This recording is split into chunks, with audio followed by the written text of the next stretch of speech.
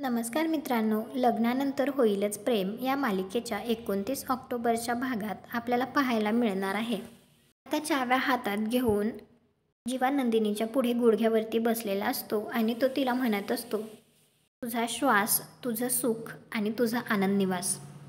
तर आता नंदिनी खूप भावूक झालेली असते. ती जीवाच्या हातातील त्या चाव्या घेतच म्हणते, माझं नाही, आपला आनंद निवास.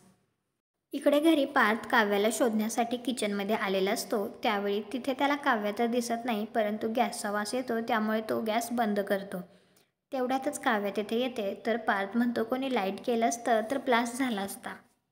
तर काव्या म्हणते, माझ्याच हातून झालं असणार आहे हे.